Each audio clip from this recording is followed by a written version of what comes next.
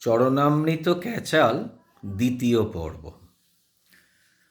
গতকাল আমি একটা ভিডিও করলাম ওই 22 তারিখে আদ্যাপীঠের ঘটনার পরিপ্রেক্ষিতে চরণামৃত নিয়ে। মজার ব্যাপার, আজ সকালে 24শে নভেম্বর বাগবাজারে উদ্বোধনে মায়ের বাড়িতে দেখলাম এক ভদ্রমহিলা এক ভদ্রলোকের হাতে চরণামৃত দিলেন। উনি কি করলেন, চরণামৃতটা ফেলে দিলেন। ফেলে দিয়ে সেই হাতটা মাথায় উনি ঘষলেন। মজার ব্যাপার, মানে চরণামৃতটা উনি খেলেন না। মানে ওনার ধারণা ওই চরণামৃতটা খেলে উনি অসুস্থ হতে পারেন। সেই আর কি গণশত্রু সিনেমার প্রভাব। আচ্ছা, চরণামৃত নিয়ে আমি যা হাইজিন নিয়ে যা বলার গতকালের ভিডিওতে বলেছি। আজকে বলি যে চরণামৃত খেয়ে বা লাগিয়ে অনেকে দাবি করে যে তিনি সুস্থ হয়েছেন। আচ্ছা, এ ব্যাপারে কিছু বলি। আমার লক্ষ্মী পুজোর দিন অসুস্থ আঙ্গুল নিয়ে মহাকালের মন্দিরে গেছিলাম এবং সেটা যেভাবেই হোক তারপরে দুদিনের মধ্যেই আমি সম্পূর্ণ সুস্থ হয়ে যাই কোনো রকম মেডিসিন ছাড়া। সেটা আমি ফেসবুকে পোস্ট করাতে অনেকে জানতে চেয়েছেন আমার কাছে মেসেঞ্জারে যে এটা কোনো গল্প কথা না সত্যি সত্যি হয়েছে। অ্যাকচুয়ালি না, বিষয়টা হচ্ছে কি, আমরা যখন অসুস্থ হই, মানে কিভাবে সুস্থ আমরা হই সেটা না আমরা কেউ বলতে পারি না। না পৃথিবীর 1 নম্বর ডাক্তারবাবু বা মেডিকেল কোনো সায়েন্টিস্টও বলতে পারে না। আমি যে সমস্ত টিভি নিউজ চ্যানেলগুলো আছে তার মধ্যে এনডিটিভি আমি দেখি। এনডিটিভি একমাত্র নিউজ চ্যানেল বলে আমি যতটুকু জানি যেখানে সৃজনমূলক, গঠনমূলক, শিক্ষামূলক অনুষ্ঠান প্রচারিত হয়। আমাদের কলকাতার নিউজ চ্যানেলগুলোর যা ভয়ঙ্কর অবস্থা, বিশেষ করে রিপাবলিক টিভি আসার পর পরিবেশটাকে একদম নোংরা, জঘন্য বানিয়ে দিয়েছে। শুধুমাত্র রাজনৈতিক কেচ্ছা এবং যত রকম নেতিবাচক খবর ছাড়া আর কিছু প্রচার করে না। রিপাবলিক টিভি আসার আগে পরিবেশটা এতটা খারাপ ছিল না, কিন্তু এখন যেহেতু প্রতিযোগিতার বাজার এবং সাধারণ মানুষ, সংখ্যাগরিষ্ঠ মানুষ যারা শহরে নিউজ চ্যানেল দেখে, তারা এই রাজনৈতিক কেচ্ছা, শাসক দল বিরোধী দল নিয়ে পড়ে থাকতে ভালোবাসে এবং কম্পিটিশন মার্কেটে এখন এবিপি আনন্দ থেকে শুরু করে প্রত্যেকেই আর কি ওদের রাস্তা অনুসরণ করেছে। এর ফলে ভয়ঙ্কর অবস্থা। কিছু অবসরপ্রাপ্ত এবং কর্মহীন মানুষ বা কর্ম আছে, তাদের নিজস্ব কোনো জগৎ নেই, তাদের নিজস্ব টাইম পাসের কোনো উপায় নেই। খেলা তো আর প্রতিদিন হয় না, বা সিনেমাও প্রতিদিন দেখা যায় না। মানে এই নিউজ চ্যানেলগুলো হয়ে দাঁড়িয়েছে রিয়েল ফোর্স অফ এন্টারটেনমেন্ট তাদের কাছে। এটা ভিন্ন প্রসঙ্গ হলেও আমি উল্লেখ করলাম। তা যাই হোক, আমি কেন বললাম এনডিটিভি প্রসঙ্গ, আমি এনডিটিভিতে ডক্টর দেবী শেঠির সাক্ষাৎকার দেখেছি। ডক্টর শেঠি আর কি এনডিটিভিতে বলেছিলেন যে কোন পেশেন্ট সারভাইভ করবে, কে করবে না না সেটা ডক্টরের উপর ডিপেন্ড করে না। উনি বলেছিলেন যে সমস্ত অসুস্থতার আমরা দেখেছি সারভাইভ রেট ভেরি হাই, আমরা ধরে নিয়ে তো বেঁচেই যাবে, তাকে হয়তো বাঁচাতে পারলাম না, সে হয়তো বাঁচল না। আবার অনেক পেশেন্টকে দেখেছি তার আর কি অসুস্থতার মানে no chance of survival, within 7 days they get home. এবং ডক্টর শেঠি এটা বলেছিলেন, যদি কোনো ডক্টর কাউকে বাঁচিয়ে যদি মনে করে যে তার দক্ষতায়, স্কিলের জন্য তিনি মানে পেশেন্টকে সুস্থ করতে পেরেছেন, হি ইজ ফুলিং হিমসেলফ।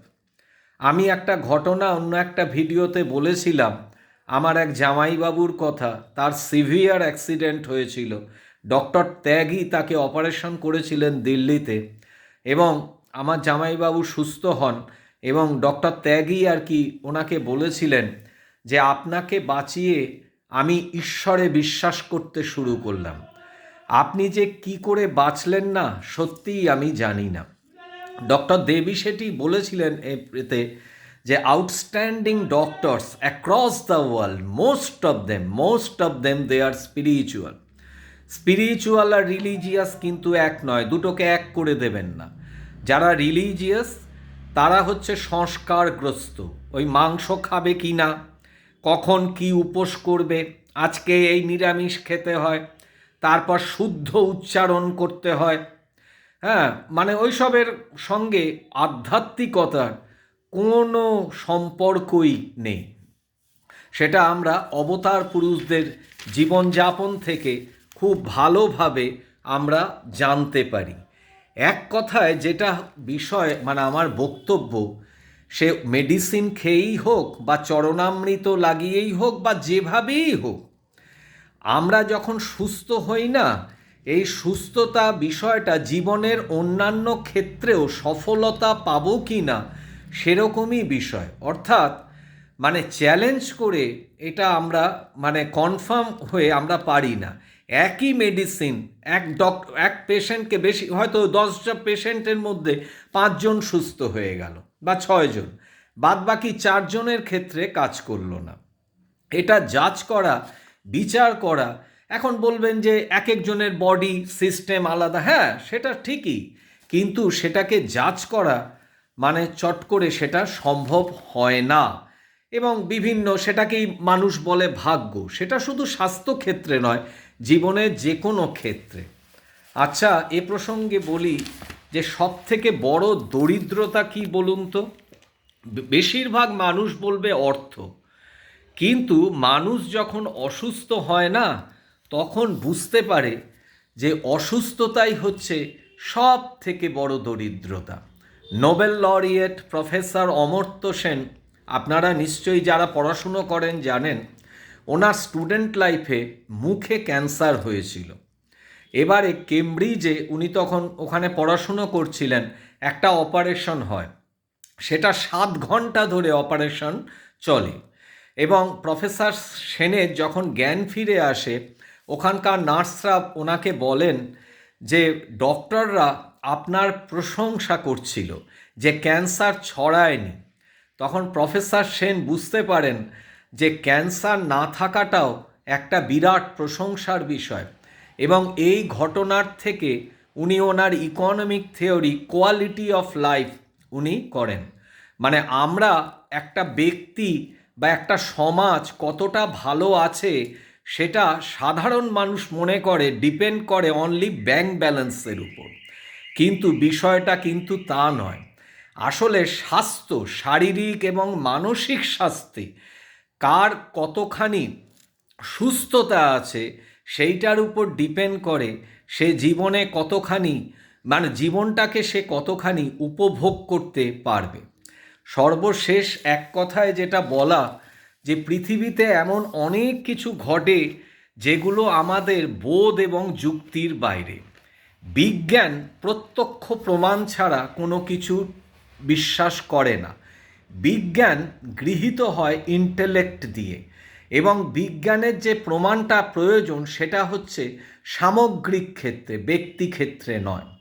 কিন্তু জীবনে অনেক ব্যতিক্রমী ঘটনা ঘটে, যেটা সমস্যা হচ্ছে বিজ্ঞানের যুক্তি দিয়ে প্রমাণ করা সম্ভব নয়।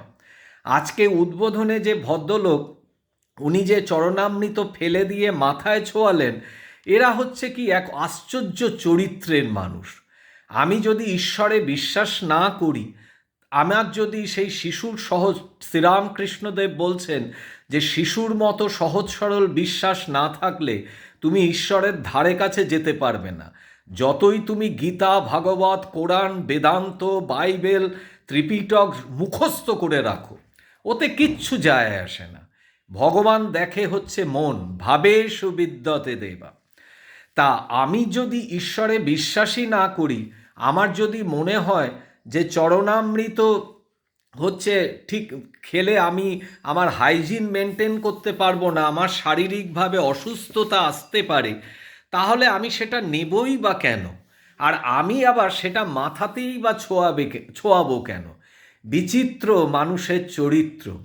তা মজার ব্যাপার, গত শুক্রবার আদ্যাপীঠে একরকম দেখলাম, আবার আজকেই মানে এইটা দেখলাম। তাই আমি এই ভিডিওটা করে বললাম যে সুস্থতা সেটা কি চরণামৃত খেয়ে কি হয় বা লাগিয়ে কি হয়?